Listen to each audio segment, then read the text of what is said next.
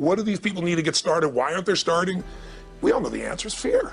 But the difference with you guys or me or anybody who's followed through is we're more afraid of what life would be like if we don't follow through than the person who's willing to settle for what they got and kind of hope it'll change and maybe purchase something for the moment and then not follow through on it. It's almost like people, overachievers, have a little more fear. They're a little more afraid of missing out. They're afraid of not being there, or they got a strong enough reason to follow through. So I'd say if you're looking at home, you want to give somebody some value, go, where do I start? I'm sick of this. That's a damn good place. That's probably why they bought the product in the first place, but now they're not. Escape from that for just a minute. What's that? They bought the product to escape from that state. Just for a moment. Yeah. So, because well, guess what? What makes people excited is progress. You don't have to be at the goal yet to feel alive again. You have to make progress. And the first step to progress is making a decision and buying the product. But then they don't do the second step, which is open the damn thing up. I think another powerful distinction that you're hitting on here is the fact that a lot of people that have breakthroughs in their lives, like including Frank and I both in different, success stories, situations, whatever you want to call them, is that, people typically hit rock bottom before that must is a reality. You're right. So in thinking of that, because a lot of things as well, like we hear in marketing, like if you had a gun to your head right now and you had to make money in the next, 48 hours, what would you do? And that really resonates with people. But so I just wanted to bring this into the conversation because I think a big part of the market of all these people aren't people that have their backs completely against the wall yet. That's right. Okay, so they're not in a must situation yet.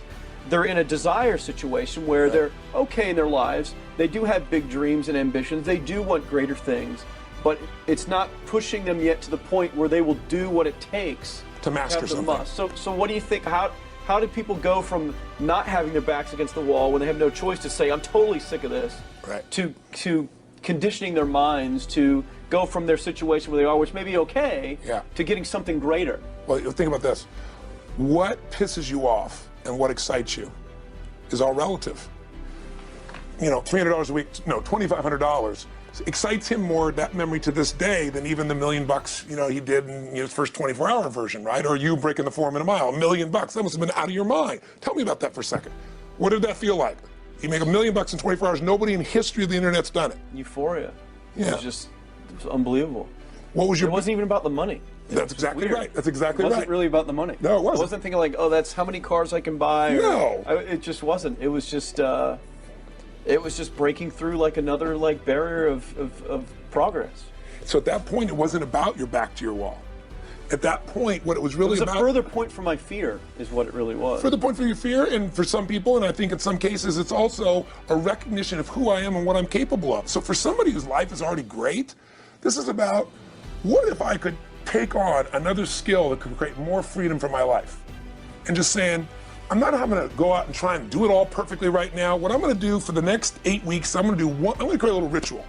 I'm going to do one thing a day to condition my mind, right, so that I get strong, so I follow through. I'm going to read something. I'm going to listen to something. I'm going to immerse myself. I'm going to go for an intense jog, or I'm going to go lift weights, but I'm going to do it consciously to get in a state where I'm going to follow through. That's number one, because people follow through when they're in state.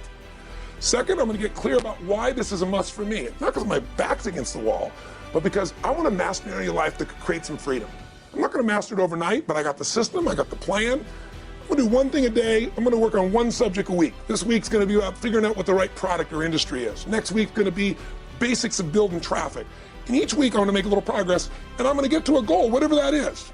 I'm going to make $1,000, my $300 in a week. I'm going to get to my $2,500. That first $2,500 is the most exciting. Unbelievable. The first $300. I remember it's the most life-changing too. It is the most life-changing. I remember I was supposed to be a truck driver, making $24,000 a year because I'd be making the most anybody in my family had ever made. How'd that work out for you? Yeah, real well. Thank God I'm not driving a truck, right? I think you could pull the truck. I figured out I could pull it with my finger, man. I could do it with my teeth. I could pull it with my teeth, right? 36 grand a year was the goal. If I could make 3 grand in a month. When I did that, was out of my mind. And then it was like, could I make 10 grand a month? Then it was 10 grand in a day, then 100 grand a day. Then could I make $1 million in a day? I had a day where I made $400 million in a day. The stock value of the company I took public, my personal stock. But it was probably after I did it, though, so it doesn't really count. He told me when I was on stage, I had this audience of about 15,000 people at the Continental Center. It was during a stretch break. I was doing what I loved, rocking the house. Everybody's going crazy. And he goes, the stock's worth $400 million right now. I was like, wow, that's cool. It's like, okay, I don't want to sound stupid. It's like, what's next? And I went right back to what I loved. Once you break through, then it just becomes a game. The people that are getting your products have not yet broken through in most cases. The breakthrough happens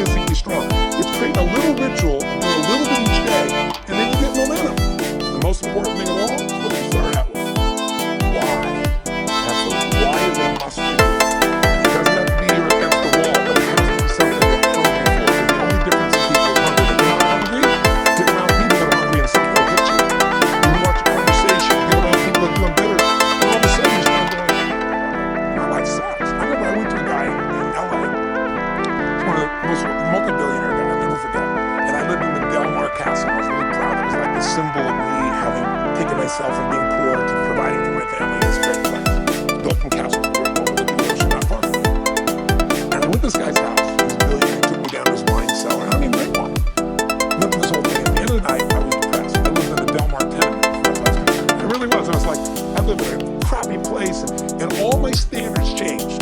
All of a sudden, I wasn't willing to settle for living that. All of a sudden, my back was to the wall in a different way, because as a man, I knew I was capable of more. So people can change their standard by getting around where it's better. People can change their standard by getting associated with what's true, like the bills they gotta solve, the problems they gotta do it. Or they can do it because they're excited, because it's something they want to take on. Everyone's different. But they gotta find the why, and they gotta come up with some daily rituals to get them going, and just do stuff at a time. That's where you get momentum. That is awesome. So think about what's the holy grail between somebody taking action or not. It's one word: certain. When somebody is absolutely certain, they, the little cop word is believe, right? But you can believe at a general level, or you can believe what's certain. When you're absolutely certain that if I do this, it's going to get that result, and that result's going to change my life, you'll do it. When you think it absolutely is not going to work, you're never going to do it. The middle no man's land of maybe it'll work, maybe it won't, that's the piece that kills people, right? So if it's a must for you, you got to make it work, right? In our case, right? That's an example. If it's not a must for you and you're not sure, you don't know what to do. So years ago, I'd look around and say, okay, how do people get themselves to follow through that haven't been following through? What's the difference? And I started interviewing hundreds of people, literally, and eventually thousands, because I had thousands of my events. So I'd ask the group to give me their feedback. And I came up with this model. It's like the holy grail of belief, or the holy grail of momentum. It's like the difference between what makes the rich get richer and the poor get poorer, right? And the difference we all know is mindset, but like, how's that built? So this is what I did. I created stupid four little boxes, and I'll scribble it here for you. You think about the first thing that determines whether you can do something or not, and I put that in this first box at the top here on the left side. It's potential. Like, what's the potential of the universe? Like, when you got started, you proved something no one had done in history. You ran the 4-minute mile, right? For golly knows how many centuries, they're trying to run a 4-minute mile. Roger Bannister does it. How did he do it? Do you remember? You did it in this history, right? You made $1 million in a day. No one had ever done that in history, right? After you did it, a bunch of other guys are doing it because it became possible. Roger Bannister didn't just go physically practice. He made a shift in his head. He practiced in his head because he could never achieve it physically, so he had to change in his head first so that the result became certain enough, he believed it, and then his body got him through. After Roger Bannister ran that 4-minute mile, within 2 years, 37 people ran a 4-minute mile. Wow. When no one in history had ever done it. Now here's how it works. The potential for anybody getting your product is extraordinary. They can do what you've done, as much, more or less. They can do whatever they want to do. The potential's there. The market's proven that. Whether or not they tap into that potential has a lot to do with what action they take, which is the question you came to me with, right? Like, God, they know it's potential, but they're not taking action. And we all know that the action they take is going to determine the results they get. That's pretty obvious. So most people have a belief about what their real potential is no matter what you tell them. And that affects how much action they take. And of course, that affects the result. And then ironically, that result reinforces their belief. And then that belief affects it. So I'll give you an example. Let's say a person has unlimited potential, we all agree. But they take little action, little results. Why? Because they have to start with a problem.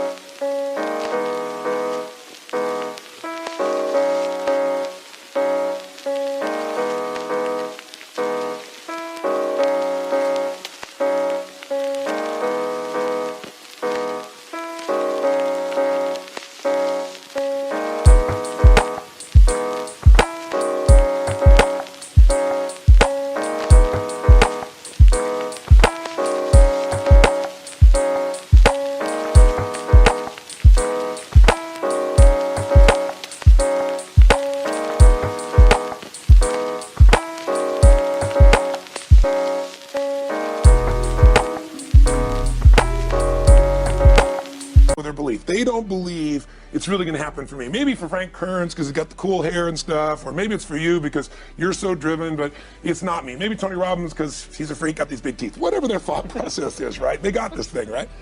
But what happens is, if you believe that there's very little potential, how much action are you going to take? Nothing, little. And when you take little potential with a little action, what kind of results do you get? Lousy little results. And when you get little results, what does that do to your belief? You go, see, I told you this was a waste of time, told you this wouldn't work. And then what happens? You tap even less potential, you take even less action, you get even worse results, and your belief gets even weaker. And this sucker feeds on itself until you are in a downward spiral. It's poisonous. It's poisonous and it's self-fulfilling. Now, what if something could happen that could come along and fill you with a sense of absolute certainty? Not like I believe, but mean where you know In you guys' case, mine as well, we knew because we had to. Because we burned the boats. There was no other option. We had to find a way. We weren't going to live that way. We all did it in different ways and for different reasons, but in essence, that was it. If you get yourself in a state of certainty that this is going to work, I'm going to find a way, and if this doesn't work, I will make the way, then you tap a lot more potential. And when you're certain in your potential, you take massive action. When you take massive action, you really believe in something, you get great results. When you get great results, your brain goes, see, I told you I was a stud. I told you this thing would work out. Now you're even stronger. You tap more potential, take greater action, greater results. That's how you went from $300 in a week to $2,500 in 5 days to $100,000 in a month to $1 million in a day. Same thing with you. And we get momentum. That's why the rich get richer and the poor get poorer. Now some people go out and they go, well, I'm going to take a bunch of action. All right, I'm going to open this product. I'm going to try it. And they'll say to you, I even did it. But it's like a salesman who goes and knocks on the door, and he knocks on 100 doors and says, you don't want one of these, do you? yeah, exactly right. You know? And even if he doesn't say it verbally, his face says it because he doesn't believe it's going to work. So his voice, his body, the execution is so weak. Maybe if he talks to 100 people, somebody's going to buy out of pity. They don't want his kids to starve, right? But he's not going to get the result. So the core difference in people is how do you produce certainty when the world isn't giving it to you? You go out and you try, in your case, you're 100,000 in debt, nothing's working. How do you keep yourself going? The way you did it, the way I did it, the way you're doing it, and you're not doing it consciously, is we didn't change our potential, that was there. And it wasn't even taking more action. Taking more action where belief's not gonna work, it's not gonna change anything. We got results in our head that made us feel certain as if it had already happened. True or false? True. Right. So give me an example so people know I'm not just making this crap up.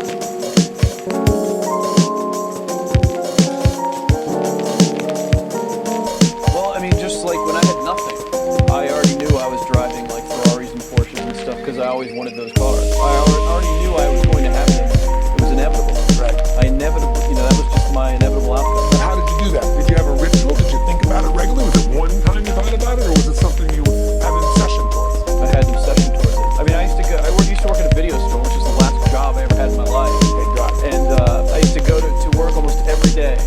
And I used to bring 2 magazines with me to read on my breaks. Entrepreneur magazine, just to read about business and everything else, and read about what other people are doing, look for role models. And I used to carry an auto trader with me. And I used to look at Porsches that were for sale. Yeah. And people always used to ask me, what are you doing with that Auto Trader magazine? I'm like, well, I'm just picking out the Porsche that I'm going to buy. Right. Which probably got you a lot of crap. I did. People made fun of me. Sure. I actually had a boss at that job tell me, you really shouldn't do that to yourself, John, because it's very, very likely that is never going to happen. That it's very likely that you're never going to have that car. Yeah. That's the kind of belief he was trying to put in my head. And I was like, no, you don't realize that it's inevitable that I will drive here sometime in the near future with that car when I'm not working for you and drop movies off for you to put back on the shelf. You to put back